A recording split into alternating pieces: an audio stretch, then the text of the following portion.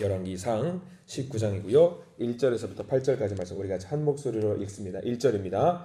아합이 엘리야가 행한 모든 일과 그가 어떻게 모든 선지자를 칼로 죽였는지를 이세벨에게 말하니 이세벨이 사신을 엘리야에게 보내어 이르되 내가 내일 이맘때에는 반드시 내 생명을 저 사람들 중 한 사람의 생명과 같게 하리라.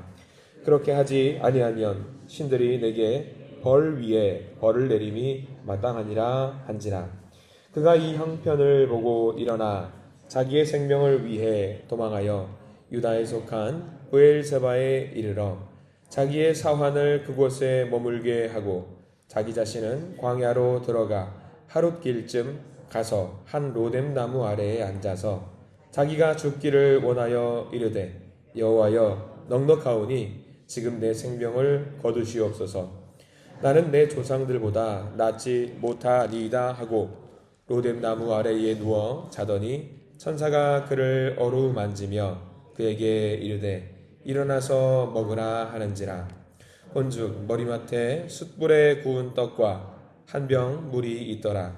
이에 먹고 마시고 다시 누웠더니 여호와의 천사가 또다시 와서 어루만지며 이르되 일어나 먹으라. 내가 갈 길을 다 가지 못할까 하노라 하는지라. 이에 일어나 먹고 마시고 그 음식물에 힘을 의지하여 40주 40야를 가서 하나님의 산 호렙에 이르니라. 아멘. 오늘 말씀 가운데 크신 은혜가 있기를 간절히 소망합니다. 우리 가슴에 손을 얹으시고 기도하는 마음으로 고백할까요? 하나님의 은혜가 지금 저에게 임하기를 기도합니다. 우리 옆사람 축복하는 마음으로 하나님의 은혜가 지금 여러분에게 임하기를 기도합니다. 아멘. 하나님의 은혜가 넘치기를 간절히 소망합니다. 복된 날 되시기를 간절히 기도합니다. 자, 오늘 열왕기상 19장 말씀은요, 굉장히 재밌는 표현들이 많이 나오는 말씀입니다. 우리가 어제 봤던 18장의 후반부는 갈멜산의 영적인 전투에 대한 내용이 나와 있습니다. 보셨죠? 우리는 항상 상반절만 보통 복원을 하는데 하반절까지 꼭 봐주십사 부탁을 드렸습니다. 바알과 아세라를 섬겼던 850명의 제사장들이 날뛰면서 자해를 하면서 자기들의 신이었던 바알과 아세라를 찾았는데 대답을 하지 않았지요. 그래서 엘리야가 비꼬면서 말을 합니다. 니네들의 산은 열심히 자고 있는 것 같다. 소리를 더 크게 질러서 니네들의 신을 잠자는 것을 좀 깨워라 라고 했던 그런 내용들이 나와 있습니다. 그러나 이제 얼마 지나지 않아서 엘리야가 안 되겠다 싶어서 기도하니까 하늘에서 기도하자마자 불이 떨어져 가지고 제물을 모두 살라버렸던 내용이 담겨 있습니다. 어떻게 보면은요, 성경 신약 구약을 통틀어서 가장 대단했던 장면 중에 한 장면이라고 우리가 봐도 무방할 것 같습니다. 여러분들이 알고 있는 신구약 통틀어서 대단한 장면이 뭐가 있을까 싶으면 보통 우리는 다윗과 골리앗이라든가 뭐 여러 다른 기적의 장면들을 묘사하고는 하는데 어쩌면 드라마로 우리가 만든다라고 한다면 열왕기상 18장을 가장 통쾌한 장면으로 만들 수 있을 것 같다라는 생각이 들어요. 엄청난 승리의 장면입니다. 자, 그럼 여기서 여러분들 엘리야의 마음을 한번 들어가 볼게요. 여러분들이 만약에 엘리야라고 한다면은 하나님께서 내가 기도해 주셨다는 걸 들어가지고 우리의 재물을 받아주시고 적들을 물리칠 수 있도록 근거를 만들어 주셨습니다. 어떤 생각이 들 것 같습니까? 여러분들이 선지자라고 한다면 아마 이런 생각들을 하실 것 같습니다. 그래, 하나님께서 이제 보여주셨으니까 다 끝났어. 이제 아합이 돌아오겠지. 이세벨도 돌아와서 회개하겠지. 이스라엘 백성들도, 북이스라엘의 백성들도 회개해서 돌아오겠지라는 기대를 할 수 있을 겁니다. 그게 18장의 결론이어야 하고요. 19장은 그것을 이어서 가는 내용이어야 하는데 19장 1절은 어떻게 나와 있냐면 이렇게 나와 있습니다. 아합이 엘리야가 행한 모든 일과 그가 어떻게 모든 선지자를 칼로 죽였는지를 이세벨에게 말하니 라고 나와 있습니다. 우리가 만약에 우리의 상식대로 성경이 묘사가 되었다라고 한다면 아마 이렇게 나와 있는 게 맞을 거예요. 아합이 하나님이 행하신 일과 모든 것을 회개하니라 라고 나와야 돼 정상인데 그렇게 나와 있지 않아요. 뭐라고 나와 있냐면 엘리야가 행한 모든 일. 자, 우리는 알고 있습니다. 이 모든 일을 누가 하셨지요? 하나님께서 하셨습니다. 근데 아합은 어떻게 바라보고 있냐면 이 모든 일들을 하나님이 했다라고 생각을 하셨다고 생각을 하지 않고 누가 했다고 지금 이 생각을 하고 있냐면 엘리야가 했다라고 생각을 하고 있는 거죠. 기근을 만들었던 존재도 누구냐면 하나님이 아니라 엘리야.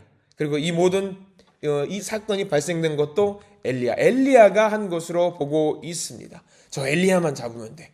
저 엘리야가 문제야. 하나님은 없어. 엘리야가 문제야 라고 지금 생각을 하면서 변하지 않는 모습을 보여주고 있습니다. 아마 극적으로 굉장한 승리를 거뒀지만 아합은 꼼짝달싹하지 않는 모습을 보여주고 있습니다. 그리고 오죽하면 이세벨이 이 말을 듣고 엘리야에게 이런 편지를 보내지요. 2절 말씀에 이렇게 나와 있지요. 이세벨이 사신을 엘리야에게 보내어 이르되 내가 내일 이맘때에는 반드시 내 생명을 저 사람들 중 한 사람의 생명과 같게 하리라. 자, 이 편지를, 이 사신이라고 했으니까 편지를 보낸 거죠. 이 편지를 엘리야에게 보냈다라는 이야기는 엘리야가 어디 있는지 이세벨이 안다 모른다? 알고 있다라는 거예요. 정확하게 알고 있다라는 거예요. 그래서 등기우편을 보낸 거잖아요. 사인까지 받아가지고 수령했습니다라고 하는 거죠. 반드시 알고 있는 거예요. 그러니까 이제 도망가는 거예요. 아, 내 위치를 알고 있구나. 어디까지 도망가냐면은 3절에 보면은 브엘세바까지. 브엘세바는 이스라엘 전 영토에서 가장 남단, 최남단에 있어서 애굽 근처까지 있는, 그러니까 브엘세바에서 사막이 있고요. 사막을 넘어가면 애굽이 있어요. 그러니까 최남단입니다. 근데 이제 도망가는 게 어디까지 도망가냐면 자기의 사환을 브엘세바에 세우고 자기는 어디로 들어가냐면 광야로 들어가요. 더 못 찾게 애굽 쪽으로 더 도망가는 거예요. 죽을까봐 두려워서 정말 도망가는 거죠. 위대했던 엘리야 선지자가 이렇게 낙심을 하고 도망가는 이유가 왜일까요? 아마 이게 우리의 마음과 굉장히 비슷해요. 왜냐하면 아무리 우리가 노력을 하고 뭔가 발악을 하고 하나님께 기도를 해도 세상이 변하지 않는 것 같은 기분이 들 때가 우리 너무나도 많이 있기 때문입니다. 어마어마한 승리를 했고 어마어마한 일을 만들어냈고 대단한 결과물을 만들어냈지만 아합이 회개를 안 하고 이세벨도 변하지 않고 사람들도 그대로예요. 그냥 놀라운 기적 한 장면을 보고 난 것처럼 와 그렇구나 하고 끝나버리는 거예요. 가장 대단했던 신구약 통틀어서 가장 대단한 선지자 중에 한 명이었던 엘리야 도망가고 있는 상황입니다. 그리고 저를 죽여주십시오 라고 하고 상황을 끝내버리려고 작정을 합니다. 변하지도 않고 이 기나긴 싸움이 어디까지 갈지 도무지 모르겠다 싶으니까 그리고 보니까 내 편도 없는 것 같아요. 당연하죠. 광야니까 사막이니까 아무도 없어요. 아무도 없으니까 나 혼자만 있는 것 같아요. 외로워요. 하나님 이러려고 3년 반 기근 주셨습니까? 죽을 수도 있었는데 까마귀 물어다가 그냥 먹을 거 주시고 과부가 주는 음식 먹으면서 버텼던 저는 도대체 뭐가 됩니까? 라고 하면서 이제 원망과 투정을 하기 시작합니다. 우리도 신앙생활할 때 이렇게 이럴 때가 많이 있습니다. 우리가 열심히 기도했는데 열정을 다해 기도했는데 전도했는데 말씀을 전했는데 달라져야 되는 거 아닌가요? 달라져야 되는 거 아닌가요? 하나님 왜 달라지지 않습니까? 하다 안 되니까 지쳐버리는 거죠. 우리 그럴 때 많이 있습니다. 정말. 기도 열심히 하시잖아요. 근데 기도하는 그 목적과 그 대상이 변하지가 않아요. 전도도 열심히 했어요. 근데 그 대상자가 받아들이지 않아요. 하나님을 향해 열심히 뭔가를 내 마음과 정성을 다해서 드렸어요. 변하지 않아요. 그러면 여러분들 어떤 생각이 제일 먼저 드시나요? 해도 안 되는구나 라는 생각이 들 때가 있어요. 그러면 엘리야처럼 기도할 때 있으실 겁니다. 아유 주님 됐습니다. 그냥 저를 그냥 잡수십시오. 그냥 힘들어서 그냥 안 됩니다. 그냥 정리하십시오. 뭐 이래요. 변하지도 않고 하나님 왜 이래요? 그러면서 투덜거리게 되지요. 변해야 되는데 변하지 않아요. 근데 이 상황 속에서 굉장히 은혜로운 장면들이 묘사가 되어 있습니다. 5절 말씀에 보면은 뭐라고 나와 있냐면 4절부터 5절에도 보면 이렇게 나와 있죠. 5절 로뎀 나무 아래 누워 자더니 여기 누워 자더니 동그라미 표현해 주십시오. 저는 성경 통틀어서 이 장면이 굉장히 은혜로운 장면이라고 생각을 할 때가 많이 있어요. 왜? 아니 이세벨이 쫓아온대요. 지금 죽이러 쫓아온다는데 지금 엘리야는 뭐하고 있어요? 잠이 와요?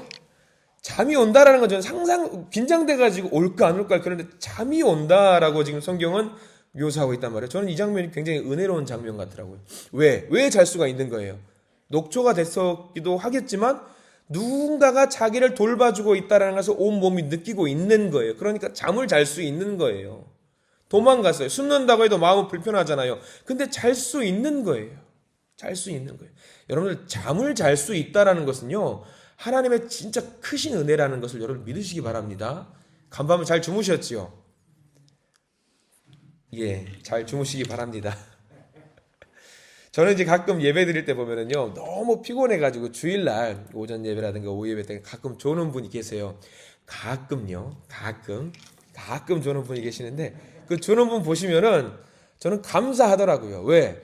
아유, 너무 힘드니까. 주님의 성전에 와서 예배당에 와서, 그래, 하나님의 성전에, 하나님 예배당 와가지고 우리가 저렇게 졸 수 있다라는 것도 사실 마음이 편하니까 졸 수 있는 거잖아요, 사실. 모든 거를 무방비 상태로 내려놓고 하나님 다 내려놓으니까 우리가 졸 수 있는 거잖아요. 아니, 이렇다고 해서 윤 목사님이 졸아도 된다? 이건 아니에요. 제가 졸아도 된다거나 이건 아닙니다. 그런데 이렇게 오늘 엘리야 말씀을 묵상하고 보니까 그럴 수도 있지.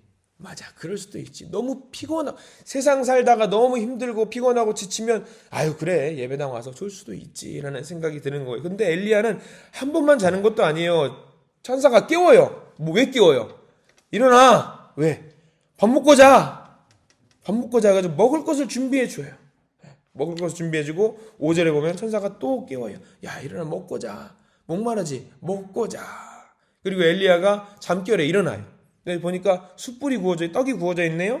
그리고 물도 있네요. 아유, 배고픈데 잘 됐다. 먹는 거예요. 막 먹고 몰라요. 누가 있는지도 모르고 그냥 다시 자는 거예요. 또 자는 것도 은혜죠. 다시 잘 수 있다라는 것도. 근데 지금 이건 뭘 말하지요? 엘리야가 지쳐 있다라는 걸 봐요. 너무나도 몸이 마음이 다 지쳐 있는 거예요. 엘리야도 사람이에요. 여러분 주변에 피곤하고 힘들고 지친 사람이 있으면 제일 먼저 뭘 해야 되냐면 먹이고 무조건 재워야 돼요. 다른 거 필요 없습니다. 무조건 재워야 돼요. 그리고 이렇게 먹이고 재우고 해서 체력을 보충한 다음에 어디를 가냐? 8절에 보면은 40주 40일을 계속 가서 호렙산에 이릅니다. 호렙산이 여러분들 어떤 산인지 여러분들 아셔야 돼요. 모세가 10계명을 받았던 하나님의 영광이 임했던 그 산으로 엘리야도 똑같이 가서 부름을 받고 하나님을 만납니다. 자, 우리 9절 말씀부터 이제 재미난 표현이 우리가 읽은 부분 넘어서인데요. 이제 여기는 참 감동의 장면이거든요. 9절 말씀 같이 한번 읽어볼까요? 시작. 엘리야가 그곳 굴에 들어가 거기서 머물더니 여호와의 말씀이 그에게 임하여 이르시되 엘리야야 내가 어찌하여 여기 있느냐. 여호와의 말씀이 그에게 임하였다라고 나와 있습니다. 우리는 성경에서 여호와의 말씀이 임했다라는 표현은 반드시 밑줄을 그어야 됩니다. 기가 막힌 말씀입니다. 이 말씀 우리가 그냥 무미건조하게 읽으면 그냥 어찌하여 왔느냐라고 그 이야기를 읽을 수 있는데 사실 그 이 말은요. 엘리야야 너 어떻게 여기까지 왔냐. 너 여기까지 오는 동안 참 고생했다. 힘들었다. 괴로웠지. 내가 너의 마음을 안다. 여기까지 왔으니까 나를 만나러 왔구나 하니까 이 음성을 듣는 순간 엘리야가 어떤 마음이 드냐면 10절 말씀 모든 것을 다 내려놔요. 하나님 모든 것을 억울하고 화가 나고 섭섭하고 이게 10절 말씀을 엘리야가 눈물을 흘리는 장면으로 읽으면 그래요. 10절 읽어볼까요? 시작. 그가 대답하되 내가 만군의 하나님 여호와께 열심히 유별하오니 이는 이스라엘 자손이 주의 언약을 버리고 주의 제단을 헐며 칼로 주의 선지자들을 죽였음이오며 오직 나만 남았거늘 그들이 내 생명을 찾아 빼앗으려 하나이다. 울고불고 하는 거예요. 하나님께 주여 지금 저 사람들이 저 나쁜 놈들이 지금 저만 남았습니다. 어떻게 하면 좋습니까? 막 이렇게 했는데 안 되는데 어떻게 하면 좋아요? 라고 막 하나님께 지금 투덜투덜 하는 거거든요. 하나님 다 들으셔요. 왜? 알고 있으니까 이해하니까 얼마나 힘든지 알고 있으니까 너가 혼자 정말 외로이 혈혈의 난신으로 싸우고 있는 것을 알고 있으니까 그래서 하나님이 막 위로하시는데 여기서 끝나지 않습니다. 여러분들 14절 가보실래요?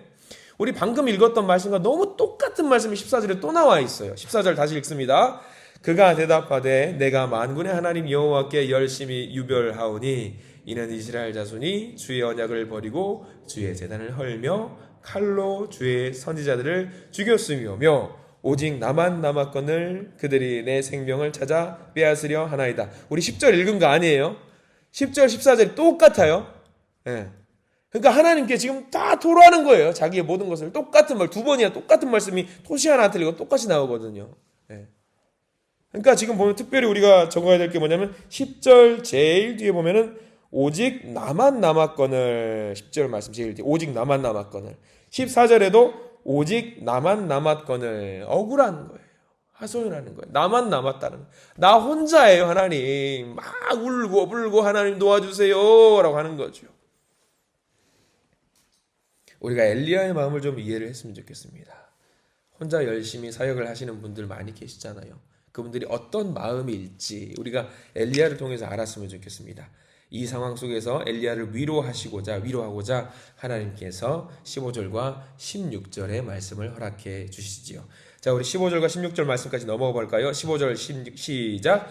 여호와께서 그에게 이르시되 너는 내 길을 돌이켜 광야를 통하여 다메섹에 가서 이르거든 하사엘에게 기름을 부어 아람의 왕이 되게 하고 16절 너는 또 님시의 아들 예후에게 기름을 부어 이스라엘의 왕이 되게 하고 또 아벨 무홀라 사밧의 아들 엘리사에게 기름을 부어 너를 대신하여 선지자가 되게 하라. 자, 여기 또 엘리사 이름 동그라미 표시해둘까요? 드디어 엘리사가 여기서 등장을 합니다.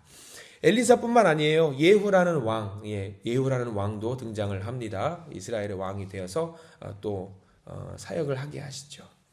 하나님께서 말씀하시는 거예요. 야, 엘리야야, 너 혼자 아니야. 내가 이미 사람을 3명이나 세웠어.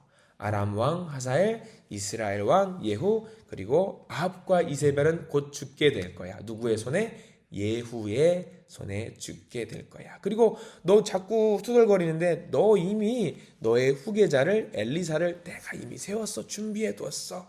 라고 하나님이 이야기를 해 주시는 거죠. 그리고 마지막 말씀 18절 말씀이 내일 읽을 19장 말씀과 좀 이어지는 내용이 나와요. 18절 말씀에 한번 동그라미 표시할 부분이 있습니다. 18절 읽습니다. 시작. 그러나 내가 이스라엘 가운데에 7,000명을 남기리니 다 바알에게 무릎을 꿇지 아니하고 다 바알에게 입맞추지 아니한 자니라. 몇 명을 남겨두셨다고요? 7,000명을 남겨두셨대요. 아무도 없는 것 같은데 하나님께서 세우셔서 7,000명을 남겨두셨다라고 말합니다. 나만 남았습니다. 아무도 안 합니다. 아무도 안 한대요. 근데 하나님은 7,000명이나 있어. 걱정하지 마. 숫자로 단순하게 사람 숫자의 7,000을 말하기도 하지만 히브리어에서는 7은 완전수를 말하고요. 1,000은 너무 많다라는 걸 말해요. 그러니까 성경에서 7,000명이라는 것은 너 혼자가 아니라 굉장히 많은 사람이 너를 대신해서 사역할 사람이 넘친단다라는 것을 하나님은 지금 이야기를 하고 있는 거죠. 자, 이 말씀은요. 우리 교회 사역할 때 굉장히 위로가 되는 말씀입니다. 하나님이 말씀하시는 거예요. 내가 살아있고 너를 통해서 내가 일을 하는 거야. 너에게 승리를 주었던 것도 나고 너를 통해서 위대한 승리를 이어가는 자도 나다. 왜 너 혼자 일한다고 생각하냐? 아마 이런 고민들 많이 하시는 분들 계실 겁니다. 하나님 저밖에 없어요. 열심히 하는데 딴 사람은 새벽기도도 안 나오고요. 수요예배도 안 나오고요. 우리 구역은 모이지도 않고요. 난 열심히 하는데 나밖에 없는 것 같은데 기억하십시오. 하나님은 우리를 세우셔서 우리를 통해서 일을 하시는 분은 하나님이시라는 사실을 명심하시기 바랍니다. 그리고 숨어있는 것 같지만 7,000명이라는 숫자, 많은 숫자를 우리를 대비해서 준비해주고 계신다라는 사실도 여러분 명심하시기 바랍니다. 나 혼자 아닙니다. 혼자 아니에요. 이미 하나님은 사람을 많이 세워두고 계시고요. 무엇보다 하나님께서 우리와 함께 하신다라는 사실을 우리가 잘 기억했으면 좋겠습니다. 엘리야가 탈진하는 것을 한번 보십시오. 혼자라고 생각하면 지칩니다. 아무것도 못합니다. 그런데 그 가운데 탈진하는 가운데 하나님이 말씀하시고 먹이시고 재우시고 회복시키셔서 결국 하나님의 산으로 우리를 불러주신다라는 사실을 명심하시기를 부탁을 드립니다.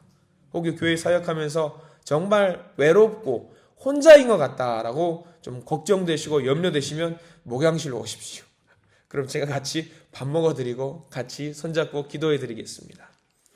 혼자라고 생각하지 마십시오. 답답하면 기도하세요. 엘리야가 했던 것처럼 울고 다 내려놓고 하는 게 기도하시면은요, 엘리야를 위로해 주셨던 것처럼 우리도 위로해 주실 줄 믿습니다. 하나님 다시 우리에게 용기를 주실 겁니다. 희망을 주실 거고요, 회복시켜 주실 겁니다. 또 내 육체의 질병이라든가 어떤 지침과 힘든 것을 갖고 있는 분이 계시면 내 삶의 아픔을 이겨낼 수 있도록 우리 하나님은 능히 힘을 주실 것이라고 믿습니다. 하나님 붙잡고 나아가십시오. 믿음으로 승리하는 주의 백성이 되기를 원합니다. 이렇게 기도할 때에 우리의 기도를 들으시고 응답하시는 하나님을 만나실 줄 믿습니다. 오늘 하루 함께 하시는 하나님의 놀라운 역사를 경험하시는 거룩한 하루가 되기를 간절히 소망합니다. 기도하겠습니다. 감사합니다. 하나님, 어마어마한 승리를 거두었지만 그 승리 뒤에 아무것도 달라진 것 같지 않은 이 모습을 보면서 엘리야는 탈진하고 외로움과 괴로움에 빠져듭니다. 그러나 하나님은 엘리야를 가만두지 않으시고 그를 회복시켜 주시고 그를 만나 주시고 말씀으로 임재하시고 혼자밖에 없다고 나뿐이라고 말하는 그에게 아니라고 다음 세대를 세울 것이고 7,000명을 남겨뒀다고 말씀하십니다. 주님, 우리도 외롭고 힘들고 눈물 날 때 얼마나 많습니까? 이 말씀 의지해서 이 말씀 붙들고 나아가기를 원합니다. 말씀이 나를 위로해 주시기를 원합니다. 나를 만나주시는 하나님의 위로와 하나님의 충만, 하나님의 의지와 하나님의 계획이 나를 붙잡아 주시고 날 위해 돌아가신 주 날 받으옵소서. 아버지, 주님 의지하면서 나가기를 원하오니 주님 뜻대로 우리가 사역을 감당할 수 있도록 인도하여 주시옵소서. 주신 사명 바르게 감당하는 하나님의 자녀로 세움받을 수 있도록 저희들을 인도해 주시옵소서. 예수 그리스도 이름으로 간절히 기도드립니다. 아멘.